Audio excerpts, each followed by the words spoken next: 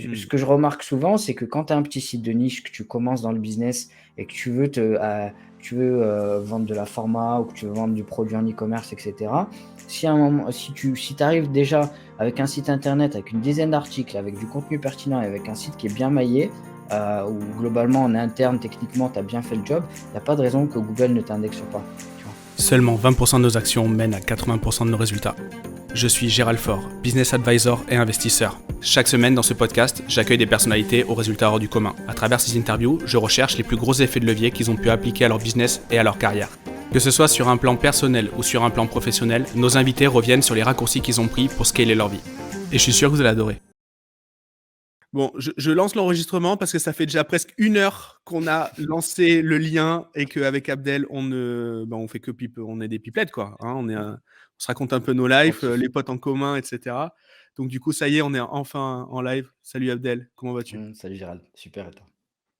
Super, nickel. Merci beaucoup d'être là. Est-ce que tu peux te présenter pour ceux qui ne te connaissent pas, s'il te plaît? Ouais, alors je m'appelle 4 ans cette année, je suis papa d'un petit garçon.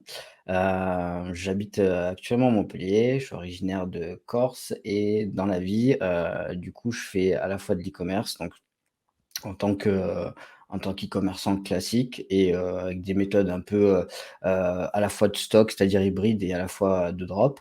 Je suis formateur, donc sur la partie e-commerce et SEO. Je suis aussi conférencier à mes heures perdues et puis voilà. Ok, bah top. Top, top, top. Tu fait plein d'autres choses, mais dans le business Oui. traditionnel, mais bon, c'est pas le sujet. Ou si tu veux en parler ou tu t'en fiches? Par quoi? Oui, on peut en parler, hein, Juste pour qu'on voit en fait comment tu es câblé à l'intérieur, comment genre le mec insatiable. Alors comment ça, ouais, alors il faut revenir un peu à si tu dois, l'origine, tu vois? vas-y, À la envoie-nous. genèse.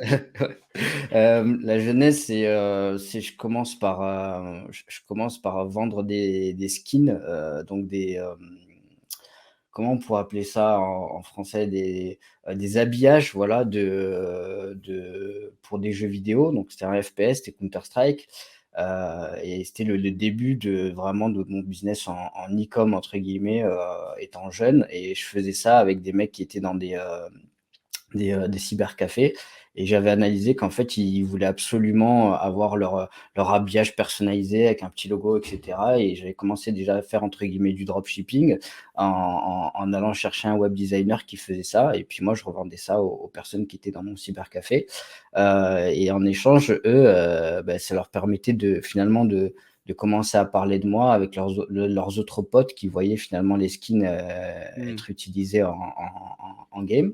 Ensuite, qu'est-ce que j'ai fait? Je me suis fait virer du bahut à l'âge de 17 ans. J'avais piraté Pronote, donc c'était un logiciel pour les, Ah oui, c'est vrai, j'ai oublié ça. pour c'était un logiciel pour les profs, tu vois? Et puis, voilà, j'avais essayé un peu de gruger le système, quoi, et ensuite j'ai enchaîné, j'ai commencé à bosser dans la grande distri. Donc, vraiment chez le hard discounter de base, donc Leader Price, ensuite Géant Casino. J'ai arrêté ensuite et puis je me suis mis à mon compte. J'ai pris un petit hôtel, en Corse avec ma femme. Donc on a géré un hôtel pendant 4 ans avec pas mal de challenges. Vraiment j'ai appris le métier sur le tas. Ma femme, elle a été, vraiment, elle a été géniale parce qu'elle m'a aidé sur tous les aspects, et puis elle a été, aussi force de proposition sur beaucoup de choses.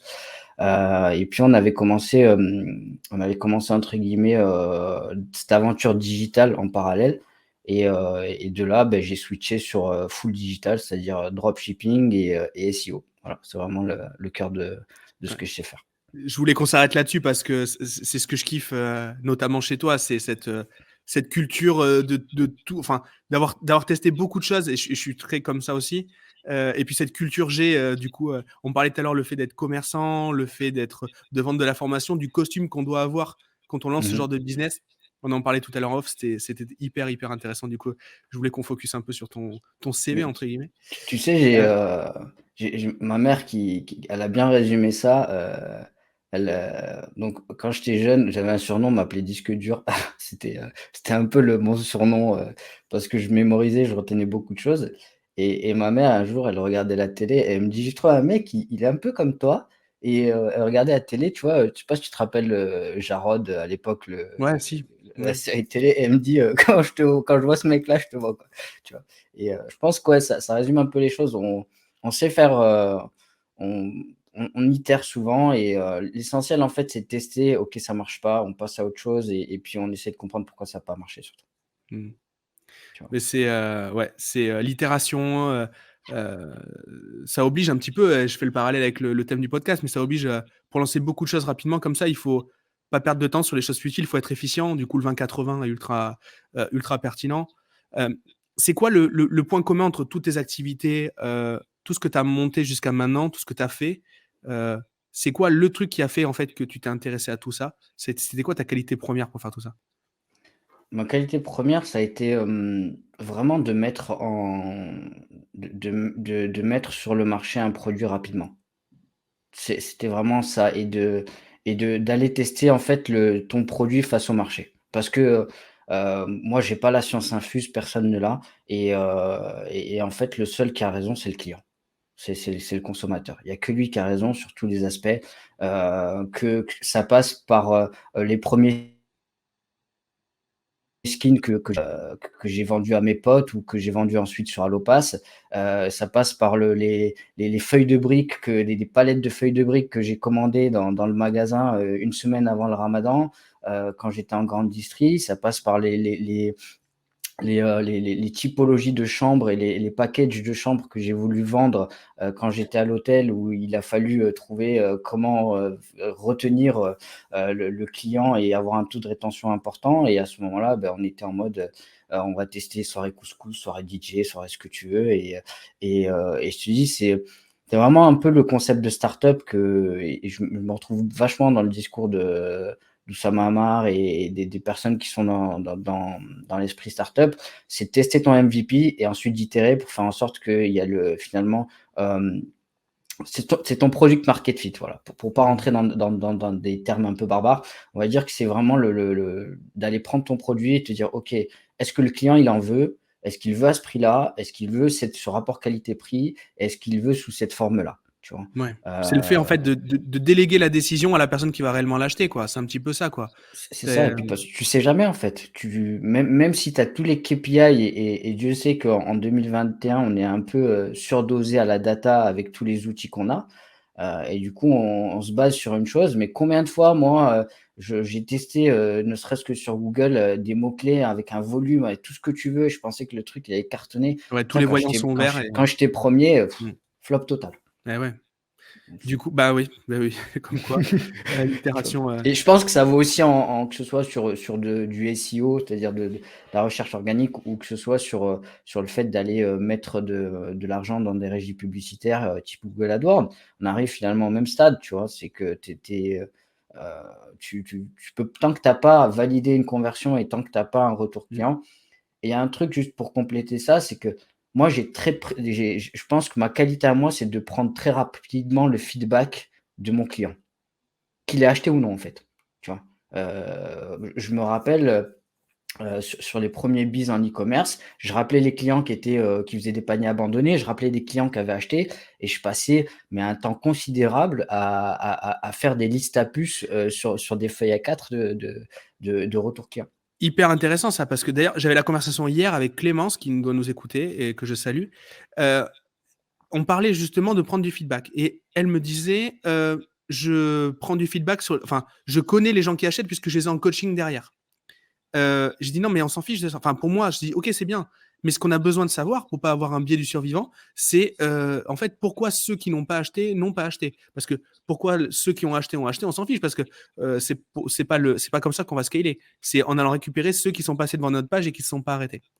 Et justement l'histoire du panier abandonné et cetera, on le fait jamais. Enfin moi je le fais jamais et je trouve ça ultra smart que tu l'aies mis en Pas place, quoi. tu sais, en plus, j'étais dans la steppe au bout d'un moment, ça m'avait fait halluciner c'était, c'était Yandex Metrica. C'est un outil qui te permet d'avoir des replays de sessions en équivalent payant. Tu as du Hotjar, Déjà. pour des Mmh. grands comptes, tu as du Content Square et cetera et en fait, ce que je remarquais, c'est que la plupart de mes collègues e-commerçants se basaient uniquement sur Hotjar. Ils allaient pas appeler le client. Genre, ils avaient quasi peur, en fait, d'appeler les clients.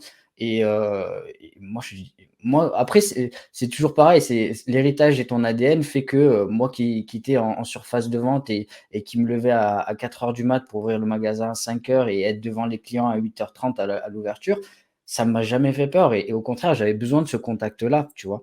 Parce que, finalement les outils, OK, ça te donne un certain nombre d'informations, mais jamais l'information complète, tu vois? Mmh. Et bien entendu, ton client, lui, il a sa perception des choses que tu ne retrouveras jamais dans un outil. Yes. Est-ce que tu peux, heu, si jamais il y en a qui n'ont pas encore le terme dans ce podcast, est-ce que tu peux définir ce qu'est le SEO, de manière Ouais, générale? le SEO, en fait, la traduction littérale, c'est Search Engine Optimization et en fait, c'est toutes les techniques d'optimisation pour améliorer la visibilité sur les moteurs de recherche. Donc, Google en premier lieu, Yahoo, Bing, après tu en as des exotiques, type Qwant, Ecosia et cetera. Mais l'idée en fait, c'est, que le SEO englobe finalement toutes les disciplines qui vont te permettre d'optimiser, ta visibilité sur les moteurs de recherche et faire en sorte que sur les moteurs de recherche, on va donner une certaine autorité et un certain poids, une certaine importance à ton site internet devant tous les autres. Le Quand on me demande ce qu'est le hacking, j'ai tendance à dire que le SEO est une forme de hacking puisqu'en fait, Google ne nous met pas de cahier des charges en mode, «Voici mon cahier des charges pour tricher dans mes positions». C'est pas comme ça que ça fonctionne. Pour optimiser, ça doit censé se faire naturellement. Alors, il y a pas grand chose de naturel, mais voilà. Tu es plutôt OK avec cette définition que le SEO, c'est une forme de hacking? Bah, moi, je dis souvent que je suis spécialisé en référencement pas naturel, tu vois? Ce qui est un peu la vérité, c'est-à-dire qu'au bout d'un moment, enfin, une des premières boîtes que Google a rachetées, c'était AdWords en 2001, et ce qui s'appelait pas AdWords, mais peu importe. L'idée, c'est que, ils ont très vite compris que la logique de monétisation sur le moteur de recherche était vraiment la base de leur business et nous, finalement, on arrive, à l'inverse de cette logique-là, qui est qu'on veut se positionner tout simplement gratuitement sur le moteur de recherche en lui montrant qu'on est pertinent et globalement, si on regarde, en fait, toutes les techniques à date pour être pertinent, hormis si tu as fait un gros buzz et que globalement tu es hyper reconnu et en très peu de temps, tu as très peu de chances finalement d'être 1er sur Google du jour au lendemain, juste avec des techniques, on va dire type classique, dites classiques. Il y a rien, le SEO pour moi, ouais, il y a vraiment une grosse part de hacking. En plus, souvent chez nous, dans la sphère SEO, on dit souvent qu'il y a 2 typologies de SEO. Il y a les black hat et les white hat, et il y a une autre typologie qui est entre les 2, qui est les grey hat. Je trouve qu'il y a pas réellement, c'est pas réellement vrai, en tout cas pour ma part, parce que à partir du moment que tu décides d'optimiser ton site pour apparaître sur Google, dans les premiers résultats, tu es Tu es déjà déjà dans le gris? dans tu es déjà dans le gris et puis tu es Ouais. déjà à l'inverse des préconisations de l'algorithme, enfin de Google qui te dit globalement si tu veux être premier, comme je dis souvent, si tu veux être premier sur Google, mets 500 € dans AdWords. C'est vrai, c'est tellement vrai. J'aime bien cette punchline, mais c'est vrai, tellement vrai, mais bien sûr. Hem, ouais, le meilleur moyen de pas tricher dans SEO pour être visible, c'est de payer AdWords. Bah, ouais, ouais, c'est vrai. Et malheureusement, c'est vrai que souvent on a tendance, aussi à aller vers le SEO parce qu'on pense que c'est gratuit, ce qui est totalement faux. Très smart. Bah, du coup, est-ce que tu peux développer ça? Où sont les coûts, du coup, alors sur, vu qu'on ne paye pas de publicité, on paye quoi quand on fait du SEO? Quand tu payes pas de publicité, mais tu payes en fait, bon, tu as 3 aspects, d'accord? Tu as l'aspect technique où globalement, que tu un site internet, sur n'importe quelle techno, Shopify, WordPress, WooCommerce, PrestaShop et compagnie, il va falloir que tu optimises en fait la structure, ce qu'on appelle le on-site, donc la partie technique de ton site internet pour faire en sorte que, les moteurs de recherche, quand ils arrivent sur ton site internet, ils puissent visiter un grand nombre de pages et finalement les indexer dans le moteur plus rapidement. Il y a pas mal de problématiques techniques autour de ça et du coup ça a un coût et forcément, ça va nécessiter soit des plugins que tu vas devoir acheter pour, finalement optimiser, la solution sur laquelle tu travailles, soit tu vas devoir faire appel à un dev qui va, optimiser finalement la technique, le code et du coup ça c'est un premier coût. Deuxième coup, ça va être le deuxième pilier finalement du SEO, ça va être l'aspect contenu. Et l'aspect contenu, ça passe par plusieurs choses. Alors souvent, les gens ils te disent faire du référencement, c'est tu commences à faire un blog et tu crées des articles. Donc il fut un temps, ça marchait, mais la problématique, c'est que maintenant Google prend en considération vraiment toutes les pages de ton site, d'accord? Ça passe de la page d'accueil en passant par la page contact, en passant par les articles de blog ou des pages de catégorie où figurent tes produits. Elles ont tout un poids sémantique, elles ont tout un intérêt pour Google et Google va positionner du coup ces pages en fonction. Donc ce contenu-là, que ce soit des descriptions de collections, de catégories, que ce soit des articles de blog, que ce soit des fiches produits qui sont bien écrites, tout ça coûte de l'argent parce qu'il va falloir faire appel à un rédacteur, à une agence à qui tu délègues ça ou à minima une ressource en interne ou externe sur lequel tu vas devoir le briefer pour aller finalement dans le sens des différents mots-clés que tu vises. Donc ça, c'est un coût aussi et Dieu sait que c'est un coût très important. Et le coût le plus important en SEO, c'est le troisième pilier, c'est l'aspect notoriété. Et du coup, sur cette notoriété-là, de base, quand tu arrives sur Google, tu n'as pas spécialement de notoriété quand tu es un nouvel acteur et que tu as acheté ton nom de domaine hier. Donc, il va falloir que tu crées une sorte de popularité virtuelle. Et pour ce fait, il va falloir qu'un certain nombre de sites internet, des blogueurs indépendants, des sites, des gros médias, etc., parlent de toi. Donc ils le font pas gratuitement, hein, ils ont pas des associations en loi Mmh. 1901, donc forcément, il va falloir que tu les rémunères pour ça. Et donc on appelle ça des articles sponsorisés et ces articles sponsorisés-là, donc tu les achètes soit directement, en contactant le site internet, ou les acteurs derrière, soit, par le biais de marketplace qui font ça, qui réunissent et qui agrègent un certain nombre de sites internet et qui te mettent directement en contact du coup avec la personne derrière ce site internet-là.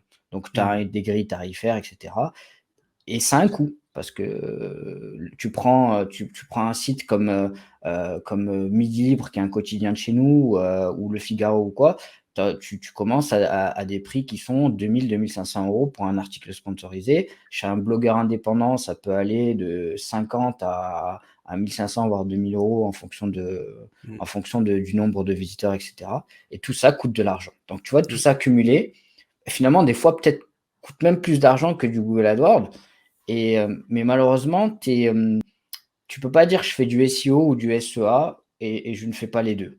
Mmh. Parce que, quand tu fais du comme je dis souvent et je prends un peu le parallèle, quand tu fais du SEO, tu es en train de créer ton patrimoine sur le web et quand tu fais du SEA, donc ton patrimoine sur le web, c'est totalement cette popularité qui va rester parce que l'avantage quand même, c'est que l'ensemble des actions que tu fais, elles portent ses fruits elles vont porter leurs fruits dans 6 à 12 mois en fonction de ce que tu fais, mais surtout, en fait, elles vont perdurer.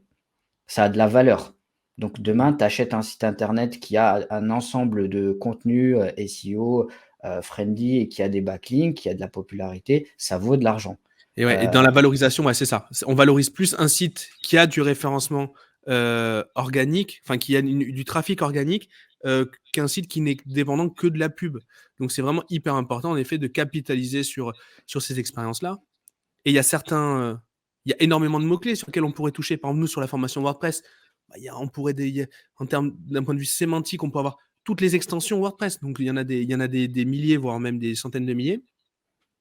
On pourrait se positionner sur tous ces mots-clés-là. Sur les, sur toutes les fonctionnalités de WordPress, par exemple, tout ce qui est le champ lexical du site internet, tout ce qui est le champ lexical de la communication, et cetera. tu peux aller Hem, au-delà aussi, Gérald. C'est-à-dire que tu peux aller carrément dans cette logique-là et maintenant je pense que c'est les meilleures stratégies, c'est d'aller d'abord viser l'intention qu'a l'utilisateur, tu vois? Et finalement dans sa démarche, on va pas rentrer sur l'anglicisme, mais dans sa customer journey, il a un besoin initial et ce besoin, passe par, divers requêtes qu'il va énoncer sur Google. D'abord, il a une requête transactionnelle où il veut acheter un produit donné, donc il va acheter par exemple un plugin, il va taper, achat, WP Rocket par exemple, qui est un plugin de cache, ou il peut derrière se poser la question sur comment installer un mmh WordPress, euh, quelle est la différence entre un WordPress et un autre CMS. Et Mhm. finalement, il est dans différentes steps finalement dans son échelle de besoin, ce qui fait que tu peux adresser plusieurs contenus qui ont vocation, soit à le faire changer d'étape. Et il passe d'une étape où il a une requête informationnelle, il a la recherche d'une information précise. Une fois qu'il a trouvé cette information par le biais de ton article, d'un guide ou que sais-je, il passe à la step, OK, j'ai défini ce que je voulais acheter, donc maintenant il va falloir que j'aille acheter ce produit-là. Tu vois. Mhm. Et ça peut Et être, mais sans fin. on les dû, quoi. En effet, il y a plusieurs catégories de mots-clés, des mots-clés très intentionnistes. J'en parle beaucoup ici, j'en parle beaucoup autour de moi. Et en effet, il y a les requêtes informationnelles, entre guillemets, Mhm. et qui sont. Ce genre de requêtes-là, on peut les traiter qu'en SEO. On peut pas les acheter en SEA, ça serait pas vraiment. Enfin, je sais pas, est-ce que ça t'arrive de le faire, ça, par exemple, sur En fait, le problème comment du installer WordPress, héroïque, par exemple? tout dépend de ce que tu vends. Tu vois. Je te donne le cas d'un client qui vend des spas. Bon, ils vendent des spas à 40K. Forcément, le coût par leads, tu peux quand même, Ouais, tu as tu de la peux y aller, ouais. marge, quoi, tu vois? Mhm. Tu peux y aller. Maintenant, si tu es sur un produit, où, à 10 € et sur lequel toi, tu es déjà, restreint d'un point de vue coût par clic sur Google AdWords, c'est sûr qu'en SEO, tu vas aller targeter d'abord ces requêtes-là où globalement, tu vas essayer d'économiser sur ta campagne en Google AdWords pour justement aller adresser d'autres mots-clés sur lesquels tu n'es pas encore premier en SEO et ainsi de suite. Et tu Mhm. peux en fait itérer comme ça tout le long de l'année. Là où c'est intéressant, c'est que je vois aussi, surtout ces 3 dernières années, c'est que les requêtes géolocalisées ont pris une ampleur mais phénoménale. Et du coup, là où à l'époque, tu avais globalement des requêtes que tout le monde visait qui étaient au niveau national, maintenant, le petit fleuriste de ta ville, il a tout intérêt aussi finalement à faire du SEO que le gros organisme de formation qui a des ambitions au niveau national, tu vois. Mhm. Et De toute façon, le petit fleuriste en région, s'il s'occupe pas de son référencement, c'est Interflora à Paris qui va s'occuper de son, qui va squatter le mot-clé, même s'il habite à côté de Bordeaux ou à côté de Montpellier, quoi.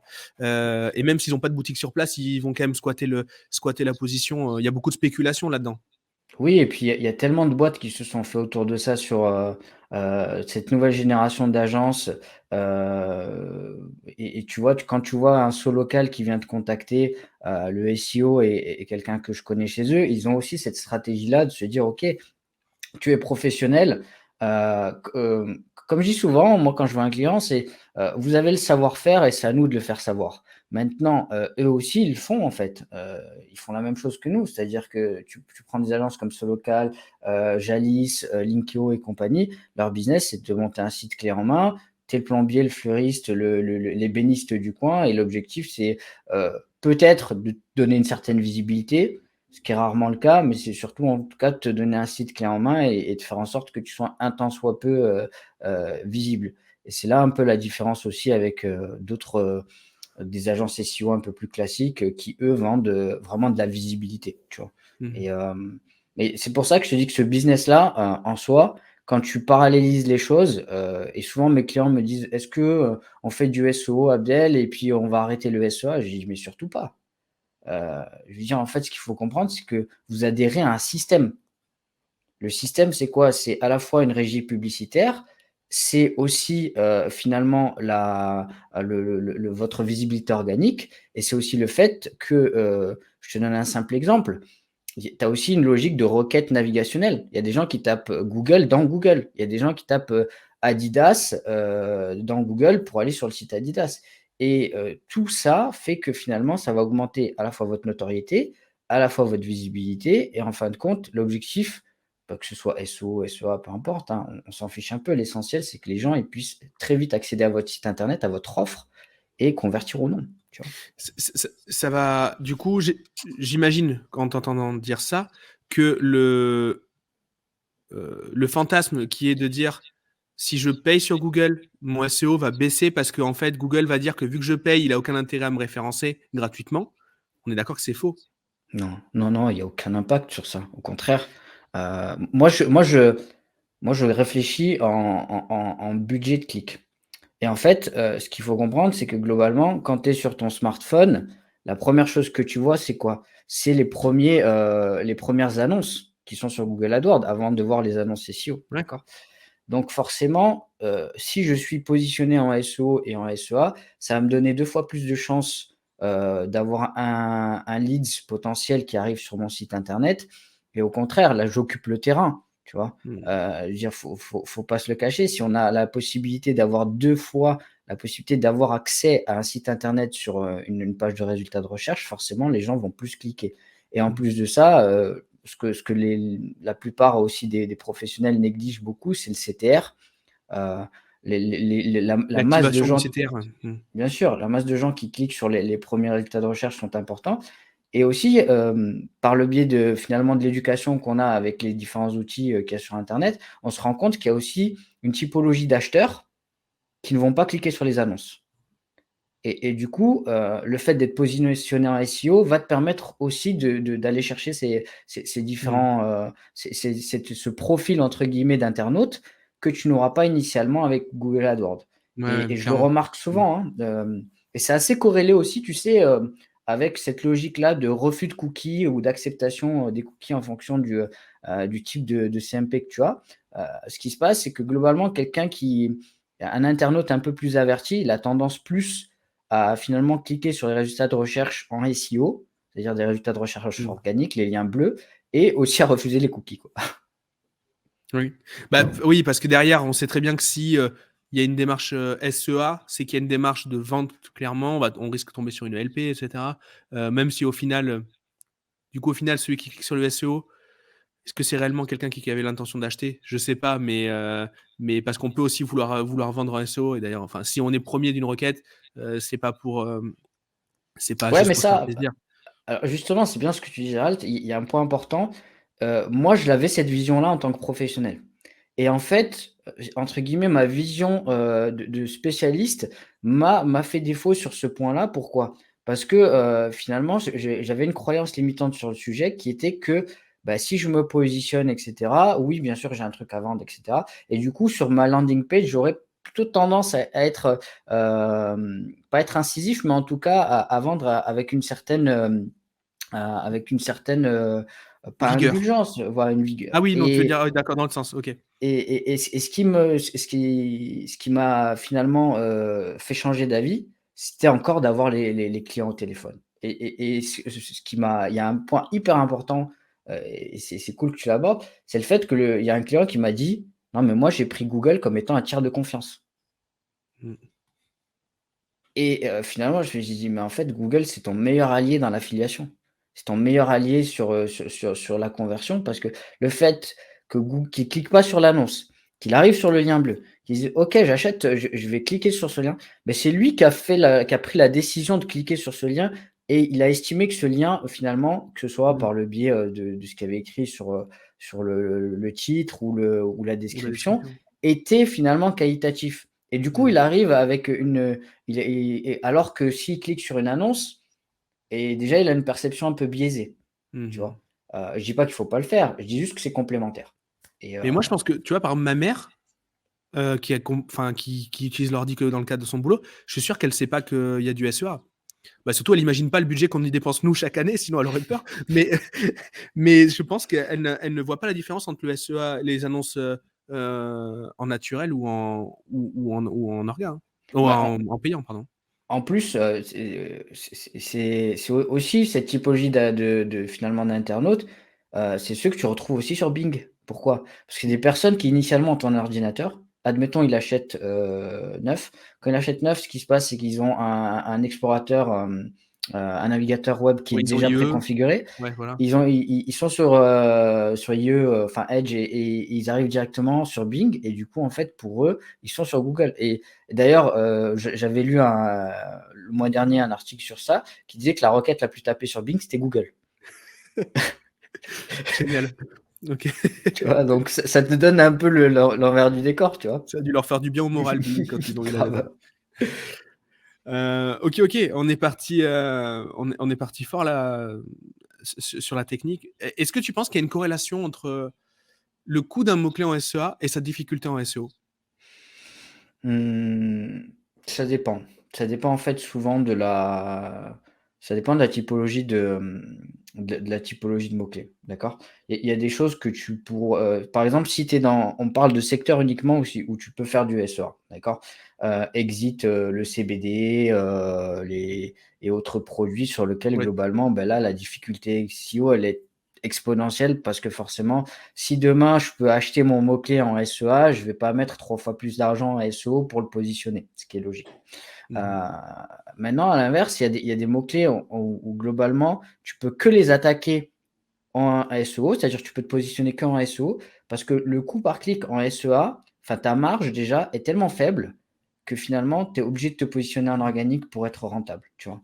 Je te parle par exemple d'e-commerçants qui ont des catalogues de produits avec énormément de profondeur et sur lequel, ils vendent, tu vois, des petits produits pour chiens ou peu importe la verticale, hein. L'essentiel en fait, c'est que ton produit, il a une marge faible. Et à partir du moment que tu as une marge faible, il y a tout intérêt à aller chercher du SEO, parce que finalement, c'est ce qui va te permettre, toi, ensuite, en SEA, d'avoir quand même un leads que tu vas pouvoir retargeter, donc forcément qui va te coûter moins cher et surtout, qui va entre guillemets «rentrer dans ta base de données», que ce soit, par l'emailing, ou en tout cas à minima, Ouais, par le tu le fais biais rentrer du dans profilage l'univers, ouais, publicitaire, ouais, c'est ça. tu Mmh. vois? Et du coup, c'est vrai que des fois, tu as des surprises. Je reprends un peu le cas, par exemple, de notre client sur les spas. C'est vrai que d'un point de vue, quand tu as aussi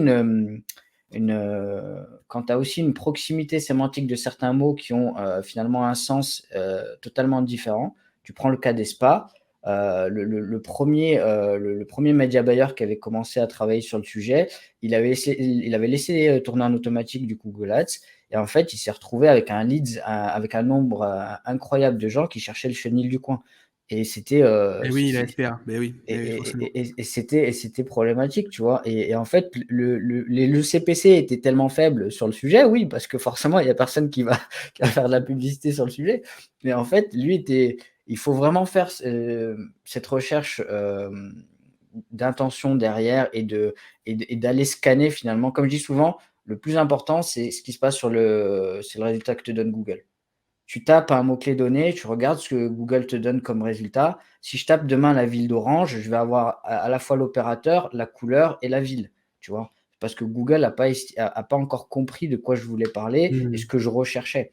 Donc et c'est pour ça que je pense qu'à date, ce qui est le plus rentable vraiment, c'est, que ce soit en SEO d'aller chercher des requêtes de longue traîne où finalement l'intention est tellement précise que tu peux que matcher, que tu peux faire que mouche et derrière, en SEA, aller finalement laisser parler l'algorithme parce que on a beau essayer de configurer dans tous les sens, maintenant Google Ads, il est tellement puissant que le quasi, toutes les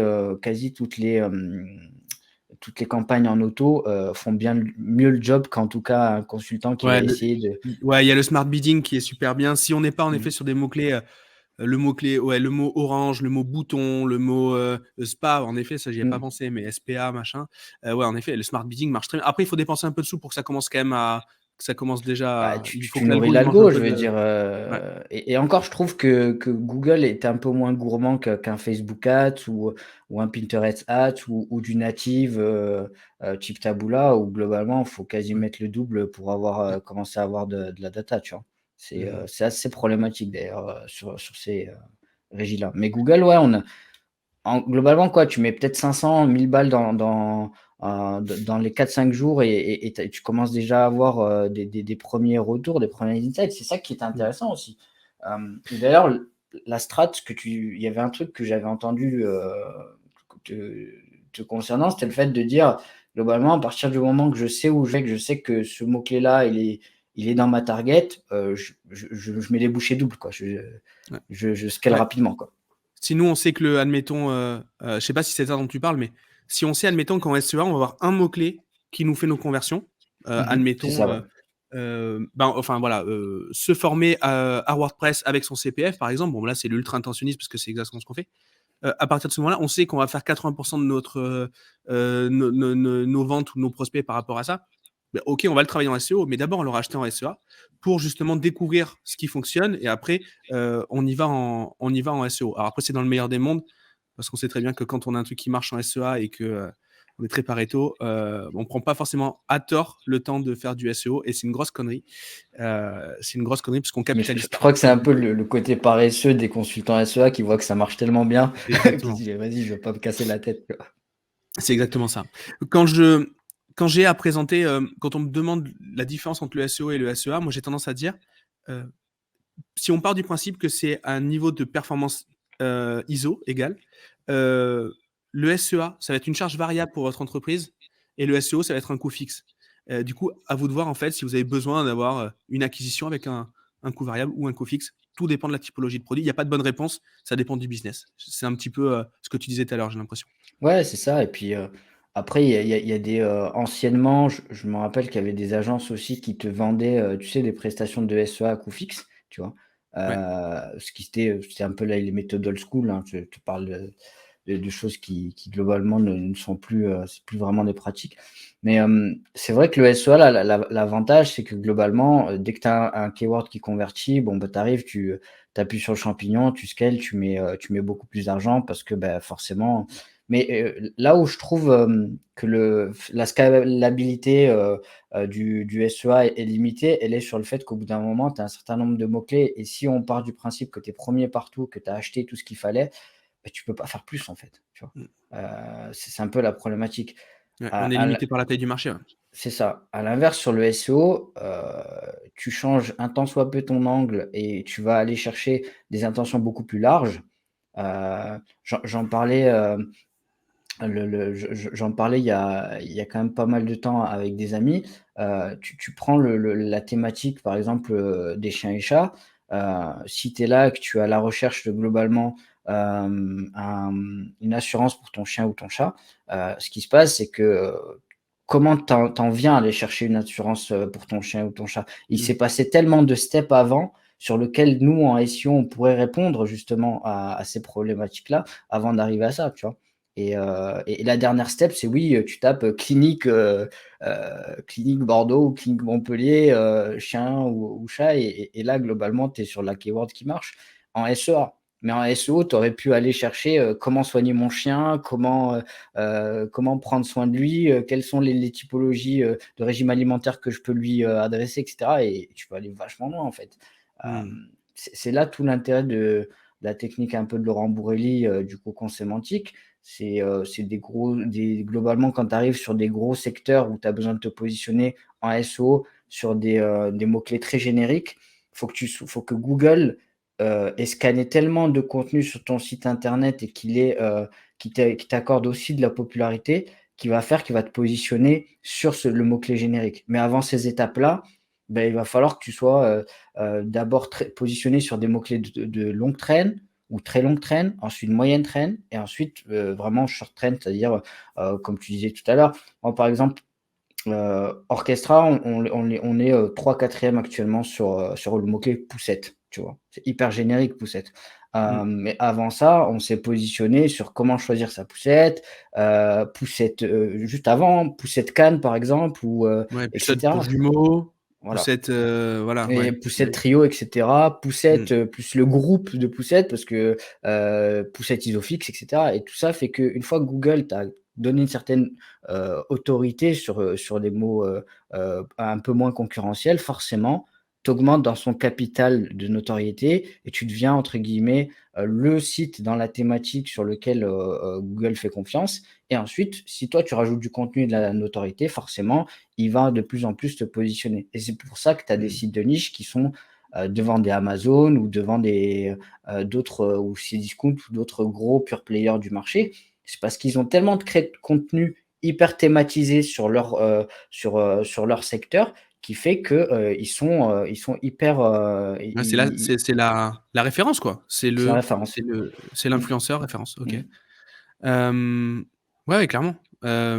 Et du coup, moi, j'ai l'impression, si on devait, la fin d'année, admettons, me demander, quel est le mot concernant le business que je mettrais sur cette année-là, le mot qui résume l'année, c'est SEO, quoi. J'ai l'impression qu'il y a une hype du SEO cette année et un petit peu l'année passée, qui est juste oufissime. J'ai l'impression de repartir 15 ans en arrière, où, Ouais, en plus, il c'est y a la juste ouf. corrélation et ouais, Tu l'expliques comment, toi?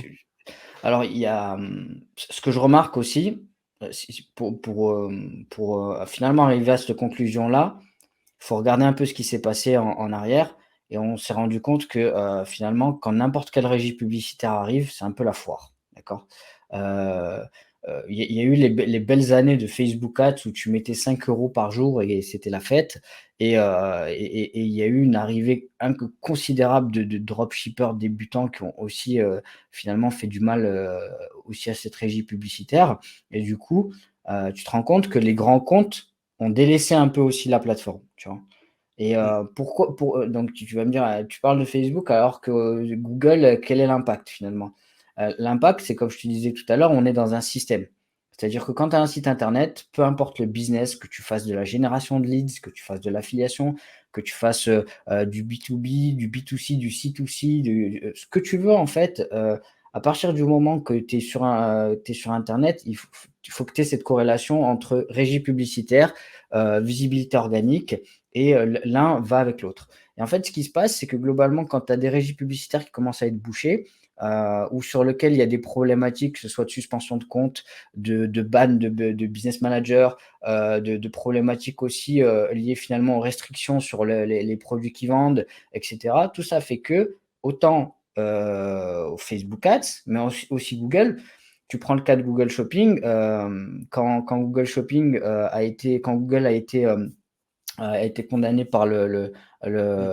je crois que c'était la Cour européenne Ouais, ou sur le le sur le sur le problème sur la concurrence, c'était ça? ouais, sur la Ouais. concurrence, en Mmh. fait, ils ont dû faire entrer, un tas d'agrégateurs de comparateurs de prix qui a fait que finalement Google Shopping aussi a été un peu la porte ouverte d'autres dropshippers qui se sont lancés dessus et cetera. Tout ça fait que, heu, ça a fait augmenter d'un point de vue global, les coûts par clic, les coûts d'acquisition et tout ça fait que, les gens, vont chercher des méthodes alternatives et d'un coup, ils se rendent compte que, bah, oui, il y a du SEO. Alors donc ça fait 20 ans que ça existe, mais un peu plus de 20 ans, mais il y a aussi le fait que quand tu as des personnes sur YouTube, des influenceurs, des infopreneurs et cetera, qui commencent à en parler, qui en font un business model et qui essayent de faire un proof of concept et qui, en plus de ça, rajoutent un côté bling bling, tout ça fait forcément que c'est un peu le nouvel eldorado et ceux Mmh. qui gagnent, beh, c'est celui qui te vend des pelles et pas celui qui cherche de l'or, c'est toujours pareil.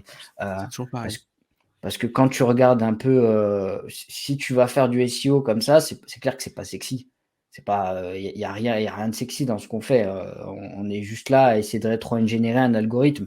Alors que quand tu vas sur Facebook Ads, tu peux clairement gagner, de l'argent très rapidement si tu fais très bien les choses, et si en plus de ça, tu as le produit qui va bien.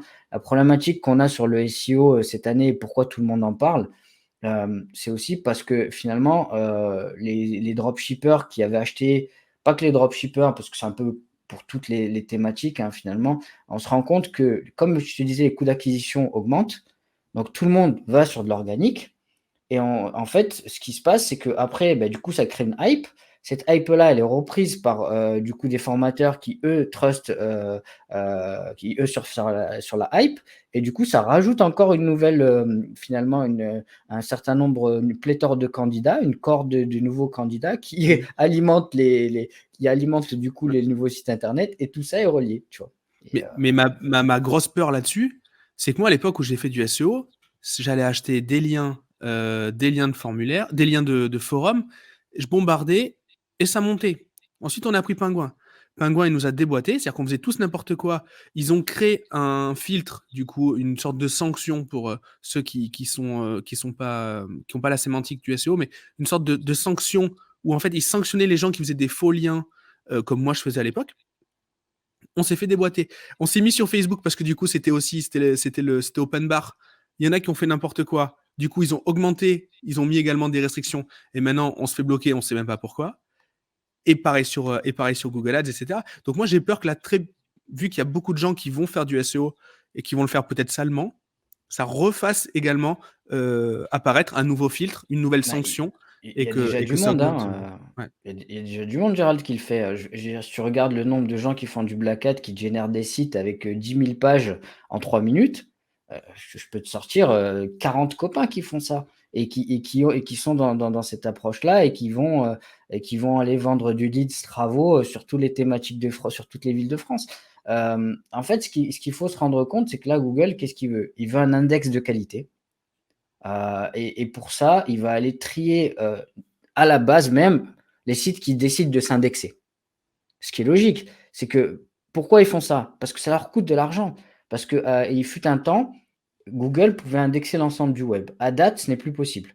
C'est-à-dire que l'ensemble des pages que constitue un site internet fois le nombre de sites internet sur internet fait que en fait, Google ne peut pas indexer l'ensemble du web et pour ce faire, il doit choisir qualitativement et qu'est-ce qu'il va privilégier? Il va privilégier les sites qui ont un certain intérêt, donc du contenu de qualité, de la notoriété et ce qui va se passer en fait, c'est que globalement maintenant, même si tu décides de mal faire les choses entre guillemets ou d'essayer de faire du black hat, de faire du très rapide, tu vas avoir un site internet qui ne sera pas présent dans Google. Parce que Google l'aura filtré au passage. Et en fait, ce qui va rester, c'est qu'il va écrémer tous ces potentiels candidats et il va garder que ceux qui ont une certaine sémantique et une certaine autorité. Tu vois. Ce que je remarque souvent, c'est que quand tu as un petit site de niche, que tu commences dans le business et que tu veux vendre de la format ou que tu veux vendre du produit en e-commerce, etc. Si tu arrives déjà avec un site internet, avec une dizaine d'articles, avec du contenu pertinent et avec un site qui est bien maillé, où globalement en interne, techniquement, tu as bien fait le job, il n'y a pas de raison que Google ne t'indexe pas. Tu vois. Et là, actuellement, ça fait 2-3 mois qu'on a des gros problèmes d'indexation sur Google. J'ai des élèves, moi, ils ont 100 pages de produits qui ne sont toujours pas indexés et ça fait 3-4 semaines que ça dure parce que la problématique, c'est toujours la même. Pourquoi, moi, si je suis Google, je vais te donner un peu plus d'autorité à toi et pas à un autre, tu vois? Donc la première impression, elle est là, il faut qu'elle soit. La première impression qu'on fait à Google, il faut qu'elle soit bonne absolument. Exactement, ouais. C'est Ok. vraiment le maître mot, c'est avant de mettre en ligne un site internet, fais en sorte de mettre en ligne un site qui a déjà une certaine sémantique.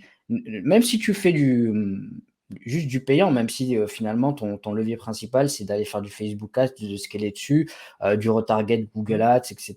L'idée c'est quand même de se dire, ok, mon 20-80, si je devais le choisir, c'est je fais une dizaine d'articles sur la thématique, sur les produits que je vais vendre, ne serait-ce que pour donner une certaine social proof à Google. Et on s'en rend compte encore plus, c'est que si tu vends de l'e-commerce ou de la formation ou peu importe, il y a des gens qui vont taper des requêtes autour de finalement ton e-réputation. Donc, il va taper Gérald Faure, avis ou Abdel Webseller, avis, etc. Le fait de ne pas avoir ce socle SEO va te pénaliser parce que n'importe quelle personne qui a un blog un tant soit peu influent peut, entre guillemets, te nuire. Juste en faisant un article ou n'importe quel concurrent peut acheter sur une plateforme un article qui va à l'encontre ne serait-ce que de ce que tu vends et peut te pénaliser. Et ça, quand je dis pénaliser, c'est d'un point de vue business, hein, pas d'un point de vue Oui, bien algorithme. sûr. Non, même Et en termes d'image aussi. mmh. Ah oui, Ouais, totalement. exactement. Ouais, c'est ça. C'est, on en parlait. D'ailleurs, enfin, quand vous avez un business, même s'il est tout petit, achetez votre nom avis, votre nom arnaque, votre nom escroc, même si vous n'êtes pas des arnaqueurs et pas des escrocs. C'est toujours bien en fait de vous positionner dessus et d'envoyer vers la page de témoignage, par exemple. Il y a des plateformes qui en ont fait un business. Tu prends Trustpilot. Moi, ce que je Exactement. dis souvent à mes clients, tu commences par ouvrir un compte Trustpilot et un Google My Business. Même si tu fais de l'e-commerce et même si tu le fais en Mm. dropshipping, ton Google My Business, tu le programmes, tu le paramètres sur la géolocalisation en France. Et déjà, en fait, aux yeux de la plupart de tes futurs clients, tu as une certaine crédibilité sur Internet. Il y a tellement de gens qui surfent sur ça. Il y a carrément des business où les gens, en fait, ils font des articles à l'encontre de certaines personnes populaires et ensuite ils vont monétiser le fait de retirer ces articles-là. Ouais. Bah, ouais, C'est c'est, le mauvais c'est, côté du SEO, tu vois. ouais. Et le bon côté, c'est quand tu as par exemple un site de comparatif de produits et que toi, tu vas permettre à n'importe quelle personne qui ne sait pas quelle visseuse ou perceuse acheter d'aller chercher la bonne sur Amazon, tu vois. Mm. C'est là où justement nous on a quand même un rôle important sur le web, c'est qu'on peut à la fois faire du bien, mais aussi faire du mal. Ouais. Il y a une responsabilité en effet. Ouais. Mmh. Comment tu vois l'évolution du métier depuis que tu as commencé? Ça se complexifie. À l'époque, tu avais plusieurs typologies de profils de référenceurs. Tu pouvais, si tu avais pas un bagage technique globalement, en faisant un peu de contenu et en faisant, quelques backlinks et cetera, en achetant des articles sponsors, tu pouvais t'en sortir.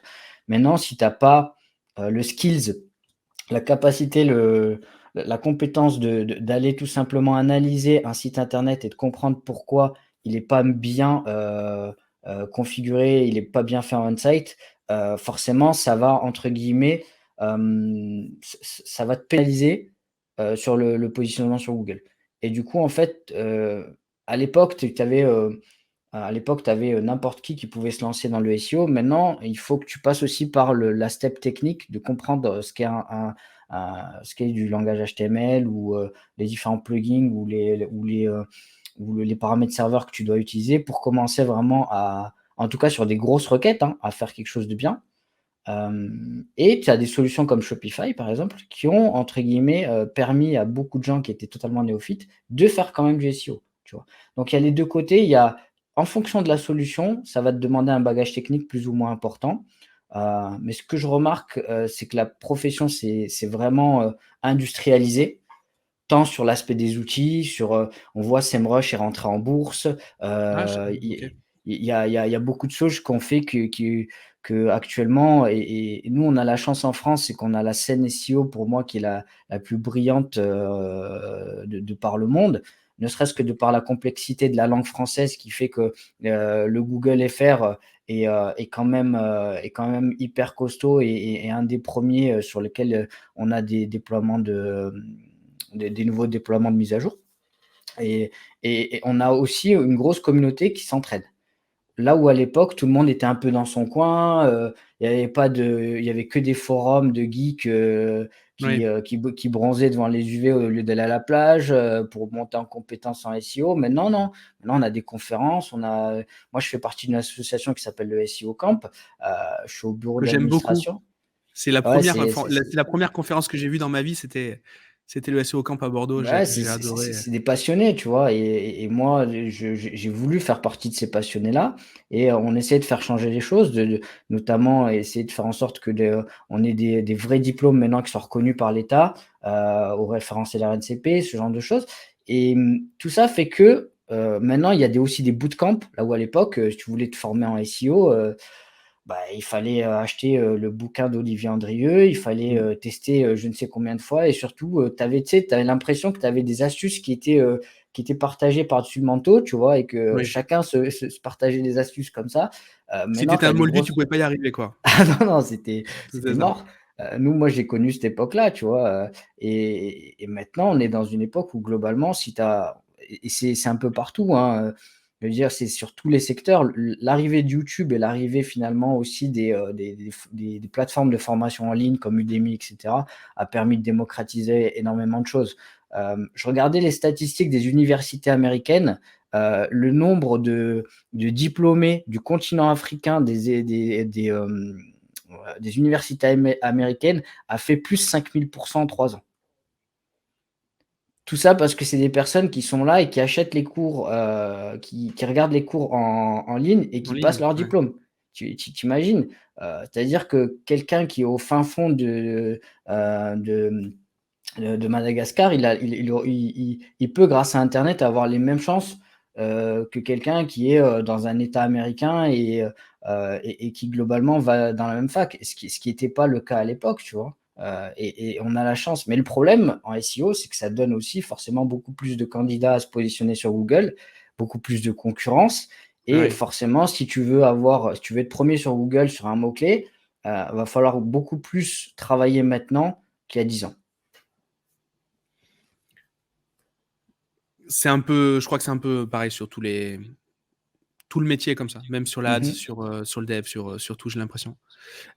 Toi, les clients que tu accompagnes, c'est quoi leur profil? Ça part du petit e-commerçant qui a globalement une cinquantaine de produits dans sa boutique et qui est sur une niche, hyper thématisée quoi et puis ça va jusqu'à, du client grand compte à 1,7 million, 2 millions de trafic organique, sur du très gros mot-clé et du chiffre d'affaires à 7 chiffres. Donc c'est assez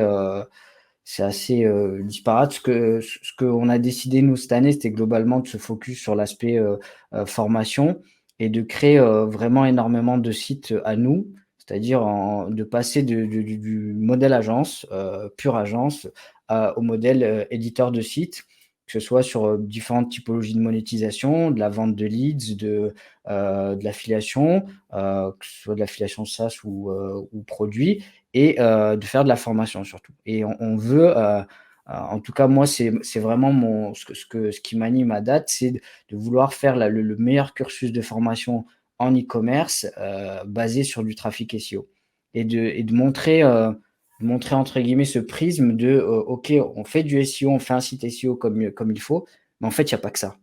Et la problématique que j'ai vue dans énormément de contenus autour du SEO, c'est que les gens se prennent la tête sur la technique. Donc, ça crée beaucoup de techniciens et de profils de techniciens, mais il n'y a pas d'e-commerçants et il n'y a pas de personnes qui ont, entre guillemets, le bagou d'aller justement comprendre pourquoi tu convertis pas en bout de chaîne. C'est très vrai. Ça reste un. Il faut que ça arrête. C'est beaucoup trop important pour rester un truc de geek, en fait, le SEO. Surtout dans un monde où on nous met des restrictions partout, que ce soit les cookies. Je parlais de la publicité mais tout à l'heure, mais cette gestion des cookies qui nous met le bazar. On ne sait plus comment bosser. Après, il y a eu d'autres cas, le SEO ne va pas le résoudre, mais le 3D Secure, ce genre de choses-là. Ne serait-ce qu'aussi pour la data. Tu vois, tu prends quelqu'un qui fait du Facebook Ads. Il a tout intérêt, par exemple, d'un point de vue technique, quand tu as forcément un pixel Facebook sur ton site internet. Mais qui pense réellement à créer des événements personnalisés sur des articles de blog en considérant que les personnes qui restent X secondes sur tel article de blog, c'est potentiellement une audience SEO qualifiée sur lequel je vais leur adresser, je vais leur parler différemment avec des créatives différentes quand je vais les retargeter sur Facebook, par exemple. Tu viens de cramer une de mes plus belles techniques, pas venant du SEO, mais venant du Native Ads, mais merci beaucoup, c'est impeccable. Désolé. Oui. Non, c'est très bien. Elle n'est pas secrète, je l'ai dit, mais souvent je la dis un peu pour impressionner, tu vois. Genre un peu le mec malin, tu vois. Ok. Bon, tout le monde le sait. Non, mais clairement. Mais oui, de ouf. Nous, on le fait ça à partir d'articles natifs, à travers la publicité, mais Oui. à travers le SEO, évidemment. Et on en revient à ce tiers de confiance, en fait. C'est que, tu vois, sur du natif, le biais de confiance est hyper important parce que, en gros, tu arrives, tu te positionnes sur un petit encart où on pense que tu es hyper légit sur le sujet, Ouais, tu sur le vois. Figaro ou sur Le Monde. C'est ça. Voilà. Et tout ça parce que tu es sur un média hyper trusté. Et ce que je remarque aussi, globalement sur cette partie, ce que je te disais sur la partie cookie, tu as des nouvelles technos qui arrivent. Tu as des gens qui mettent en place, moi je travaille avec Acceptio qui sont à Montpellier, qui est une des plus grosses boîtes à date avec Didomi sur ce business-là qui s'appelle les CMP, les Consent Management Platform. C'est des petits, en fait, des petites startups qui sont montées sur le fait de proposer des solutions clés en main pour être RGPD compliant. Et en fait, on se rend compte que même si à date, le RGPD est maintenant mis en place et que globalement, depuis le 1er mai ou avril, je ne sais plus, 1er avril, on a besoin d'être hyper réglo envers les clients. Ce qui se passe aussi, c'est que ça fait bouger finalement tout l'écosystème. Il y a eu le Consent Mode qui est arrivé sur Google Analytics. Ce qui s'est passé, c'est que d'un point de vue SEO, nous, ça nous a permis, ça a été une aubaine, entre guillemets, la RGPD, parce que finalement, comme tu perds en tracking, tu perds en visibilité, forcément, tu as besoin d'être beaucoup plus présent en organique pour compenser. Et moi, c'est comme ça que je l'ai vécu et que je l'ai ressenti, surtout peut-être pas sur du petit client qui n'ont pas encore, entre guillemets, la maturité sur ce sujet-là, mais sur du client grand compte, oui, tu vois. Et j'ai vraiment vécu la chose comme ça. Ça fait partie de cette hype de cette année, c'est clair. J'en suis persuadé Ah, également. et maintenant, d'ailleurs, j'ai vu les premières solutions qu'ils appellent de server-side, notamment sur Google Tag Manager, où ils te proposent ça maintenant depuis peu. Et globalement, ce sujet-là, il va être. En fait, le sujet est tellement important qu'au bout d'un moment, tous les acteurs, ils vont se mettre d'accord pour faire en sorte que le tracking, il bypasse la RGPD. C'est obligé et la CNIL peut faire ce qu'ils veulent. Au bout d'un moment, il y a tellement d'argent en jeu. C'est ça c'est ça la problématique que même si tu es une des plus grosses associations en France qui est sur ce sujet-là, tu vois, c'est un peu comme l'AFNIC. Je ne sais pas si tu Je connaissais sais pas ce que c'est. enfin, Non. en fait, l'AFNIC, c'est l'association qui régit tous les points FR, tu sais, Ok. en Ah France. oui, si, oui. On reçoit des mails d'OVH des fois. Et Ok, d'accord. Ouais. et il y a un business tellement monstrueux autour de la FNIC et les gens ne s'en rendent pas compte, c'est que, tu prends le cas de la FNIC, ils ont créé un système, qui s'appelle le snapping, qui est le fait d'acheter un nom de domaine dès qu'il tombe dans le domaine public, tu vois? Par exemple, moi, j'ai acheté abdelwebseller.fr, je ne le renouvelle pas, donc il va tomber dans le domaine public. La problématique de ça, c'est que nous, en tant que SEO, on recherche absolument ces noms de domaine-là. Pourquoi? Parce qu'ils sont souvent encore indexés dans Google. Donc Google leur donne un certain intérêt, une certaine notoriété. Ces noms de domaine-là, ils ont un certain nombre de backlinks, donc c'est autant de notoriété qu'on n'a pas à aller chercher et pas à aller créer forcément, on ne va pas le payer. Et du coup, tout ça fait que, je te donne le cas d'un exemple concret.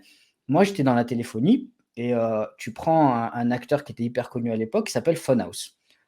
Phonehouse.fr, forcément la boîte, a été rachetée, une partie de la boîte a été rachetée par Leak qui a été un acteur connecté, une grosse boîte qui faisait dans la téléphonie connectée. Ils ont racheté une partie de la boîte. Le reste de la boîte, bon forcément liquidation et cetera. Le nom de domaine va tomber dans le domaine public, tu vois? Donc phonehouse.fr, je te parle de ça, c'était il y a 2 mois, hein, ou 2 mois, 2 mois et demi. Et en fait, ce qui se passe, c'est que phonehouse.fr, quand il est tombé dans le domaine public, il y a des boîtes qui se sont créées autour de la FNIC, qui ont créé des marketplaces de rachat de noms de domaine expirés. D'accord? Phonehouse s'est vendu à hauteur de 6 000 euros. .fr, tu vois? Et c'est en fait, tu prends cette société-là, la FNIC, ils sont arrivés au stade à date où ils ont été un peu dépassés par les événements parce qu'il y a tellement de boîtes qui sont créées pour justement racheter des noms de domaine que, maintenant ils se sont dit: «Bah, il va falloir absolument qu'on revoie, qu'on refonde le système» parce qu'il y a ça a créé des géants du web en l'espace de 2-3 ans. Quand tu Hmm. vois que tu prends une société comme Domexpire ou Kifdom qui trustent, la plupart des domaines expirés, on parle de transactions, tous les jours qui sont assez conséquentes, bah, tu te rends compte que finalement, c'est un marché, qui à 10 ans n'existait pas tel qu'il existe maintenant, tu vois? Ouais, mais il suffit que Google dise que les 301 sur les expirés, ça marche plus pour que leur business il s'effondre aussi. Ouais et encore, je vais te dire, maintenant plus quasi, enfin peu de personnes dans la sphère SEO utilisent, les redirections, 301. Tu sais quand tu achètes un nom de domaine expiré, c'était, le site du salon de coiffure du coin et tu te dis: «Bon moi j'ai un business dans la coiffure, je vais Hmm. racheter ce nom de domaine-là et je le redirige vers mon site pour récupérer sa popularité». Ça maintenant c'est quand même vachement pondéré, par Google et du coup, ce que les gens font la plupart du temps, c'est qu'ils remontent des petits WordPress dessus et en fait, ils vont faire un lien directement Ok. leur nom de domaine et comme ça leur permet entre guillemets «de garder un contingent de sites internet», avec une popularité fixe, Ouais, c'est tu ça. vois? Ils font un PBN à partir d'expirés, quoi, presque. Exactement, ouais, ouais, Ok. Ouais, totalement. ouais. Tout le Ok, temps, ok. hein, c'est comme vraiment comme ça que ça se passe maintenant.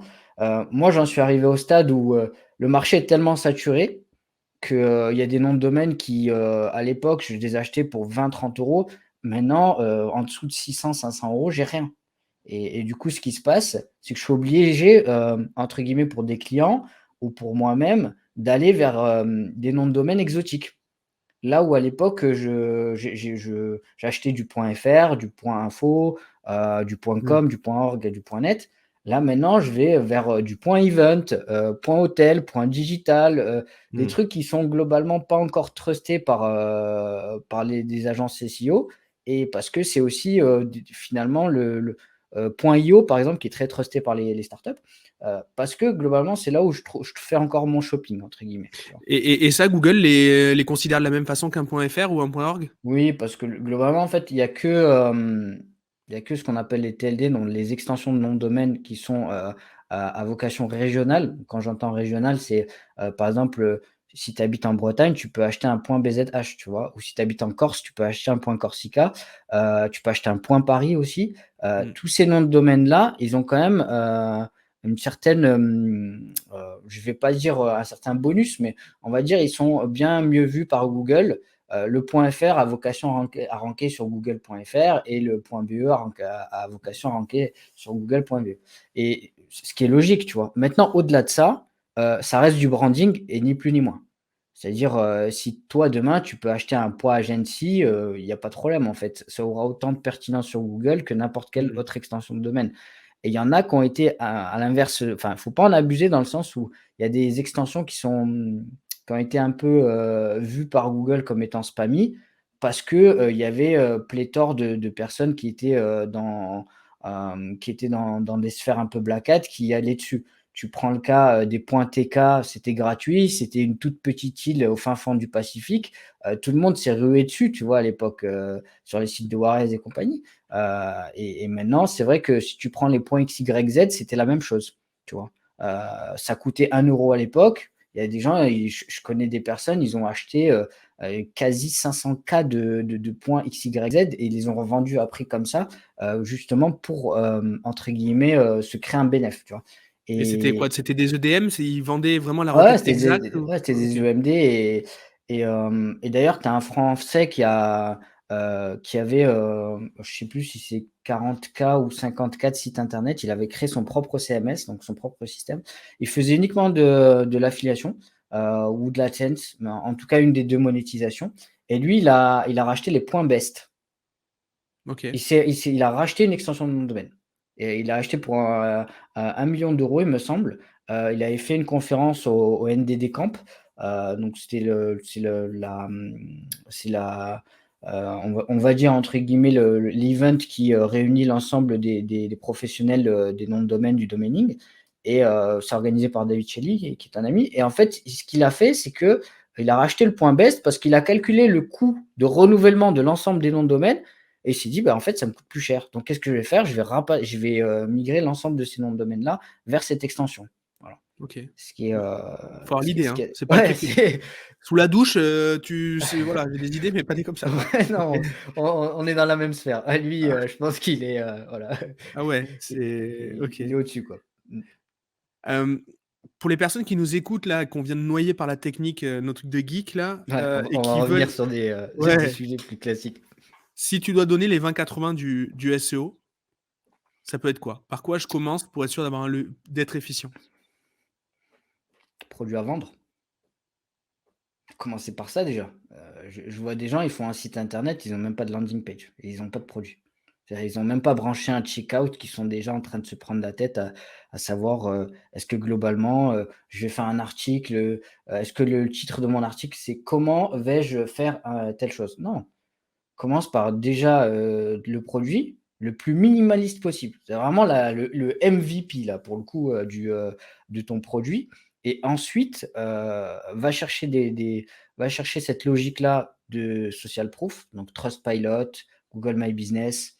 Tu as forcément une CCI dans ta région.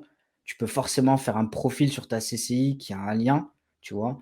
Et qui a une certaine autorité et qui est gratuit souvent. Tu as forcément une société, tu es enregistré, donc tu as forcément un profil sur Hootspot, par exemple.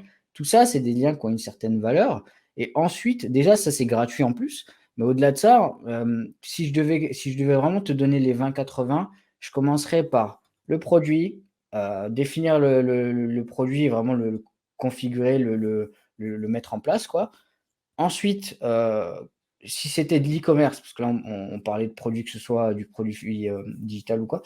En e-com, je te dirais, commence par une cinquantaine de produits. OK. C'est en dessous, il y a une étude qui a été portée sur le fait que à moins de 60 URL indexées dans Google, tu as quand même beaucoup moins de pertinence, et Google va te donner va moins, venir, visiter ton site internet. Donc mais ça va On est vite, sous les hein, radars, quoi. Ouais.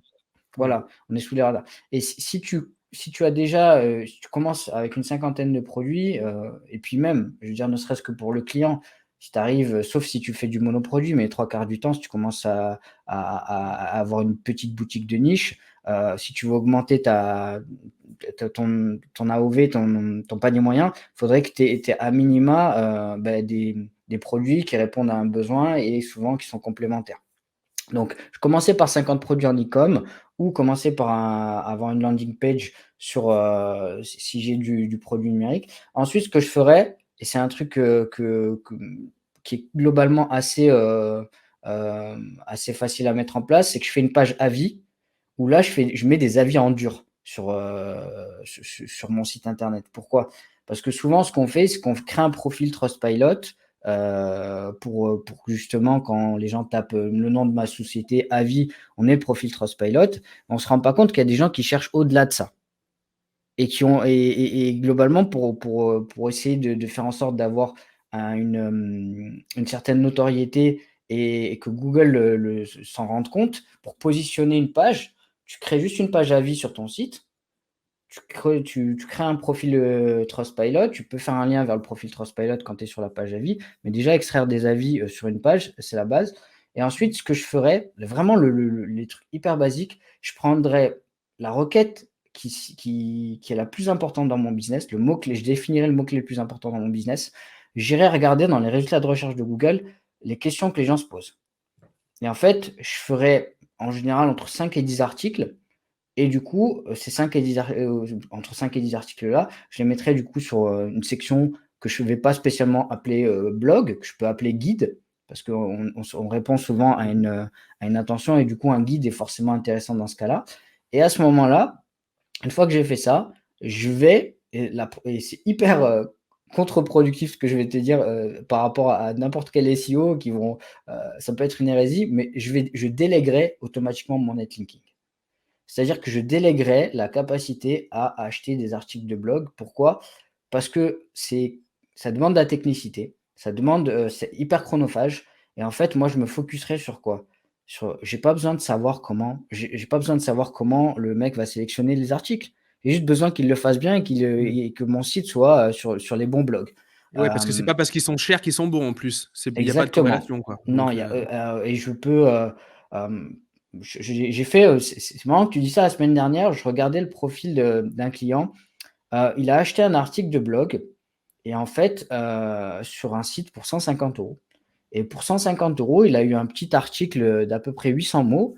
Problématique du blog sur lequel il a acheté en fait l'article, il n'était pas indexé. ah ouais, ok. Mais tout le blog.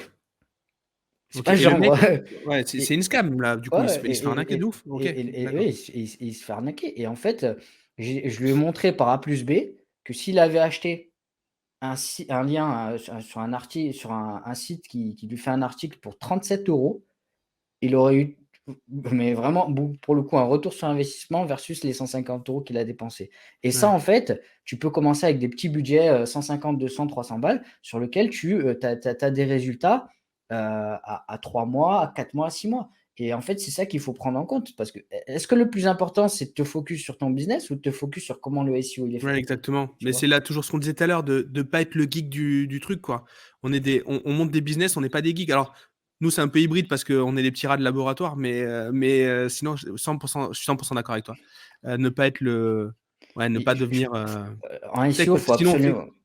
on va pas apprendre à la composition de notre produit, on va pas fabriquer nos produits dans ce cas-là, on peut aller jusque dans la production du produit qu'on va vendre. Si on va jusqu'au bout du truc, on devient livreur aussi, on devient. Voilà, ça n'a pas de Ben c'est sens. ça. Et puis au bout d'un moment, tu vas commencer à te prendre la tête. Enfin, moi, pourquoi je te dis ça? Parce que j'ai itéré souvent sur cette problématique-là où j'ai perdu tellement de temps sur, OK, comment je peux optimiser en fait les étiquettes Colissimo? Je suis allé acheter la bonne imprimante qu'il fallait. Après, j'ai commencé à me prendre la tête sur les emballages. Non, c'est pas ça le plus important en fait. Le plus important, c'est le produit et c'est les clients. Et c'est de l'acquisition, c'est d'aller chercher de l'acquisition. Pour ça, il faut le faire rapidement et je vais te donner, vraiment le tips que je donne à tout le monde. Avant de commencer par faire du SEO, fais du SEA.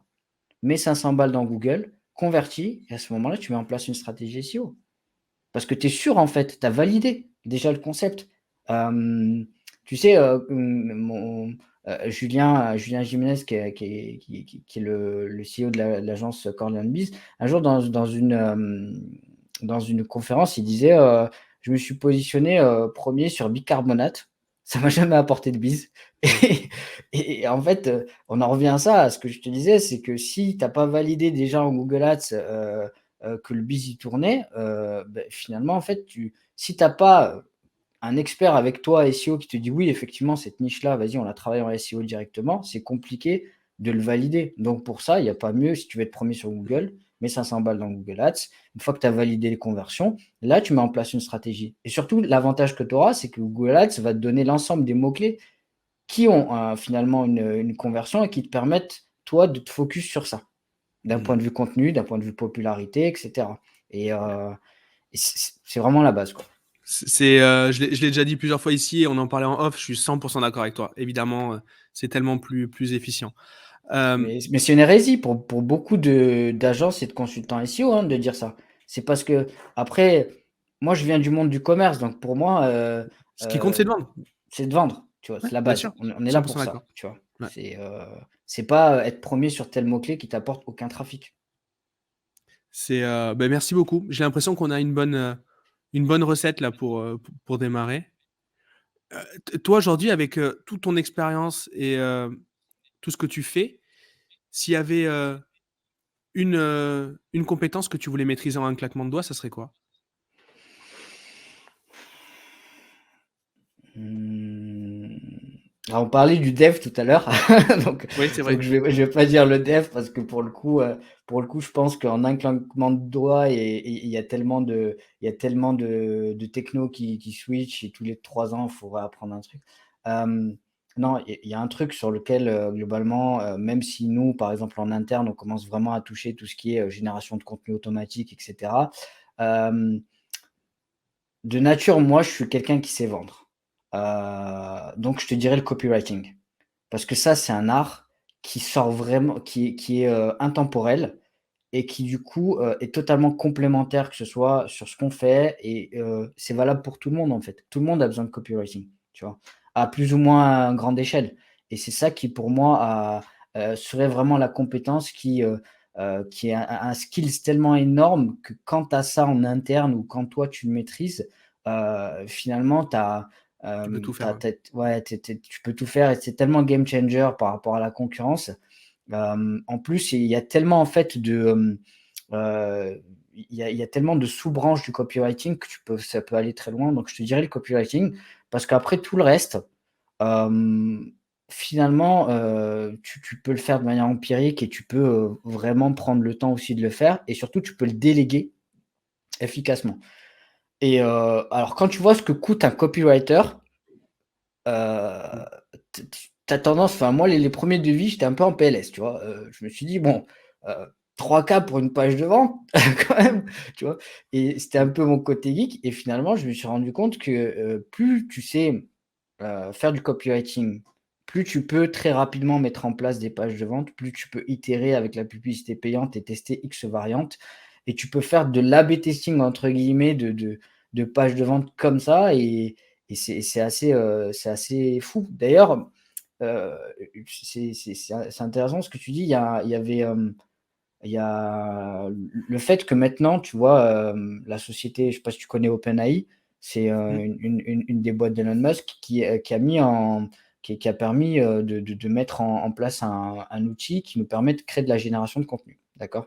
Donc générer des phrases et cetera, des articles, Sans ils que ce sont soit allés des chaînes de loin. Markov, pétées ou des trucs comme ça, quoi. Exactement, ouais et Ouais. on n'est pas sur de la chaîne de Markov, du content spinning ou tout autre système, de texte à trous ou quoi. Là, on est vraiment sur de la génération de contenu basée sur X téra de bouquins qu'ils ont mis dans du machine learning et en fait, ce qui se passe, c'est que, j'ai vu par exemple sur la sphère anglophone, tu as des gens, ils utilisent ça maintenant pour faire du copywriting, tester X versions de page et en fait, ils vont mettre, je ne sais combien d'euros dans Google Ads et ils vont aller directement tester leur page de vente, la conversion de la page de vente, sans même utiliser, un copywriter ou quelqu'un qui va mettre une semaine ou 10 jours à faire une page de vente. Là, en fait, ce qu'ils font, c'est qu'ils font de l'affiliation basée sur, des produits ou des services et ce que j'ai remarqué, c'est souvent de la formation ou des services et en fait, ils vont tester 40 services avec 40 pages de vente différentes. Ça leur a coûté que l'outil, tu vois? Ouais, ouais. et du Google Ads, tu vois? Et j'ai trouvé ça hyper fort et je me suis dit: «Ça, pour moi, c'est la next step», tu vois? C'est ce qui arrive, tu vois? Ouais, Là, pas faire du chez contenu pour la machine, mais faire du contenu pour la vente, quoi, C'est en ça et automatique. on arrive à itérer nous en interne sur du contenu, qualitatif. J'ai mis ça, j'ai donné ça à des élèves et à des clients. Je leur ai montré, je leur ai dit: «Est-ce que vous pouvez me dire quel est finalement le défaut de cet article-là?» Je peux te dire qu'il y en a qui sont restés bluffés sur le maintenant les capacités, d'outils comme, Copy.ai, Jarvis et compagnie, sur lequel on peut arriver vraiment à itérer, à faire des belles choses et pour moi, c'est la next step du SEO aussi parce que forcément, là où tu avais besoin d'un rédacteur pour créer un article ou faire 25 fiches produits, maintenant Mmh. tu peux les faire en un claquement de doigts et avec, déjà une qualité assez intéressante. Je me remettrai, je vais me remettre l'épisode dès qu'on va couper pour noter ces liens-là. Je vais tester parce que un des derniers trucs que j'ai développé justement, c'était les fameuses chaînes de Markov, et cetera. J'adore faire ça, j'adorais, mais je pense qu'en termes d'efficience SEO, c'est trop vieux, c'est trop daté pour fonctionner encore. Mais Bah, on en revient à ce que je te disais, finalement, c'est quoi tes 24 heures? Moi, comme je dis souvent, ma problématique à moi, c'est que je suis quelqu'un de passionné et en fait, dès que tu es dans la passion, tu décorrèles ton temps. Avec les actions et ça, c'est une grosse problématique parce que mmh, finalement, pourtant tu vois, j'ai du Slack, j'ai mon Slack j'ai 11 notifs sur Slack, j'ai un Notion, j'ai commencé, j'essaye vraiment d'instaurer la méthode agile en interne, mais on se rend compte tout le temps de la même chose, c'est qu'à partir du moment où tu es passionné par un sujet, tu vas totalement être déconnecté, tu peux y passer 3 heures alors que tu as fait 0 ROI sur le mmh. sujet, tu vois? Et alors que si tu dis: «Mais putain, je vais appeler un pote qui sait le faire, je vais lui donner la thune qu'il faut, il va le faire et je vais continuer». Mais en même temps, si tu fais pas ça, si au bout d'un moment, il y a des Tu te fais fois, chier. voilà, dans ta semaine, tu Eh dis: ouais. «Vas-y, je me cale, tu vois, moi, par exemple, chaque mois, j'ai vraiment 3 4 jours, je fais que de la R&D. Parce que je prends un kiff de malade à faire ça et Mmh. parce que c'est entre guillemets «ce qui me motive», ce qui me donne du jus à continuer à me lever tous les matins et à faire un métier qui me passionne. C'est qu'aussi je découvre de nouvelles choses et sinon en fait, au bout d'un mois, je me tire une balle, je sors du bureau et je m'achète un camping-car et je vais surfer à Biarritz, tu vois? Je veux dire, Bah, on n'est pas loin, tu t'arrêteras sur ouais. le c'est pas trop la route, mais tu feras un petit détour pour venir nous voir. Mais oui, non, je suis 100 d'accord. C'est, ça, j'en parlais avec Alec Henry, qui disait: «Tout ce qui n'est pas des tâches à inflexion, il faut les déléguer». Heu, ouais, sauf celles qui te passionnent. Et Mmh mh. moi, ben, j'adore encore faire un peu d'interface, faire un peu de dev front. Ça me fait kiffer de mettre un peu les mains dedans, et cetera, et je suis content de pouvoir le faire. Est-ce que je suis obligé de le faire? Non. C'est-à-dire que j'ai des gens très bien, j'ai Hugo dans mon équipe qui peut le faire, mais de temps en temps, ça me fait kiffer de le faire. Et Ouais heu et et il faut qu'on tu garde cette liberté-là quand on commence à avoir des équipes, et malgré tout, j'ai l'impression. Ouais, parce que ça te permet de te reconnecter. Ce que je remarque aussi, c'est que, finalement, en fait, des fois, tu arrives avec un regard nouveau sur une chose que tu as déléguée, sur un process que tu as enregistré sur Loom, que tu as envoyé à ton rédacteur, à ton chef de projet, à ton consultant et en fait, tu te rends compte que, tu vois, il y a pas longtemps, sur un cas très précis, on faisait tout, sur Data Studio et on faisait des reports automatisés sur Data Studio et il y avait des ch il y avait j'étais passé à côté d'un truc, c'est que je pouvais connecter, Google Sheet à Data Studio et en fait, directement faire travailler mes équipes sur, Google Sheet. Alors que moi, à la base, ce que je faisais, c'est que je leur faisais éditer le Data Studio, j'allais chercher de nouveaux connecteurs et cetera. Je leur faisais passer un temps de malade. Alors qu'en fait, j'y ai passé 3 minutes à avoir un nouveau regard et à me remettre de Mmh. dans de l'opérationnel. Là, je me suis dit: «Mais en fait, ouais, il faut vraiment pas que je me déconnecte» et pareil sur des choses qui peuvent générer aussi du cash. Des fois, tu arrives avec un regard totalement différenciant parce que ton expérience, évolue forcément et forcément, tu arrives avec aussi comme je dis souvent, ce formatage. Des fois, moi, je suis dans un mood où j'ai discuté avec un client, il m'a partagé sa vision et quand je reviens sur mon business, je revois en fait tout ce que j'ai fait dans mon business. Je me dis: «Non mais, Abdel, Mmh. arrête de le faire comme ça, il a totalement raison en fait, un tel» Bien sûr. et et je trouve que c'est les meilleurs moments qui te permettent de step up sur ta boîte et des fois de scaler, tu vois. Genre, par exemple, moi, j'ai pas mal de mastermind SEO ou orienté e-commerce. Et en fait, quand je reviens de ce passage-là, de ces événements-là, je reviens avec une liste de choses à faire et tout ça parce que cette liste de choses à faire, c'est pas lors de conférences de l'événement. Non, c'est parce que j'ai échangé avec 25 potes et j'ai toujours ce feedback et ce retour d'expérience qui, pour moi, c'est la plus grosse valeur que tu peux avoir et qui fait que quand je reviens, je me dis: «OK, bah, vas-y, fais ça et fais-le comme ça» et je Mmh. prends encore plus de kiff, tu vois? Je suis 100% d'accord. Moi, c'est comme ça. En gros, c'est le mastermind et les échanges. Nous, on vend du consulting. On investit dans des boîtes et on vend du consulting. Mais en fait, quand je vais faire le consultant dans une boîte, j'en apprends autant en fait que ce que je vais en apprendre à la personne avec qui je travaille. Et en effet, là-dessus, je te rejoins à 100%. C'est vraiment un gros Ce step que d'évolution. ce que je me rends compte, c'est que surtout on a quand même en tant que professionnel du web un skills, que ce soit vraiment en hard skills, hein. C'est le fait de pouvoir digitaliser n'importe quel business. Et de même quand tu es en train de trouver un business où globalement il y a pas de possibilité de scaler la chose, tu peux scaler certains process, tu vois? Bien sûr. Hem, On n'a pas on de frein dans peut l'automatisation, hein. on n'a pas de frein dans l'automatisation et surtout on Mm. peut mettre en place des choses, hyper efficientes et tu peux avoir un regard, moi je vois, il y a plein de clients avec lesquels je discute et c'est pas le tu vois, c'est pas des sujets SEO ou c'est pas des sujets qui sont, globalement autour du référencement et en fait, je leur dis: «Mais moi, je ferais ça comme ça». Tu vois? J'ai un client qui est qui a une institut, tu vois? Et je dis: «Moi, au lieu de prendre du fun, je mettrais un Calendly ou un Typeform avant et puis je vais déjà commencer à présélectionner les typologies de prestats avant d'envoyer vers tel ou tel call», tu vois? Ou caler, un, ou closer en tout cas Ouais, un bien sûr. rendez-vous, et tout ça fait gagner du temps à tes équipes et ainsi de Mm. suite. Et c'est là où je trouve que nous, on peut en 2021 faire de belles choses, et aller beaucoup plus loin et surtout on n'a pas les freins, qu'avaient, nos parents ou nos grands-parents, à monter un business, où Oui. globalement aller enfin tu peux pas dire dans les années 60, dans les 30 Ah non, glorieuses, c'est clair. «J'ai 10 € dans la poche, je vais faire un WordPress, je vais acheter un nom de domaine et un hébergement et et je vais commencer à faire de l'affiliation», tu vois? C'est, C'est clair. c'est plus le même, c'est plus le même, game, clairement. Euh, Est-ce que tu as des liens à nous partager pour qu'on suive un peu ton travail? Je crois que tu m'as parlé que tu allais faire un peu de contenu prochainement. Est-ce que tu en es où et où est-ce qu'on Ouais, bah, pourra retrouver tout ça?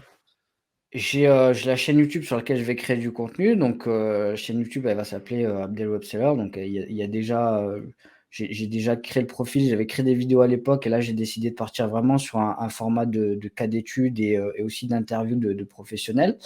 Ça va être à la fois sur la partie e-commerce et la partie SEO. Donc, on va aller aussi en entrepôt, filmer des collègues qui sont vraiment dans leur process et décortiquer ce genre de choses qu'on voit rarement en termes de contenu sur YouTube. Et après, ben là, on est en train de finir du coup mon site en personal branding, abdelwebseller.com. Et là, on va retrouver le consulting, toute la partie formation et tout ce qu'on propose. Et bientôt CPF. Super, bah, c'est top. On mettra tous les liens en dessous de l'épisode. Je te remercie beaucoup. Je pense nous aurait fallu une journée entière pour faire un Ouais. épisode complet.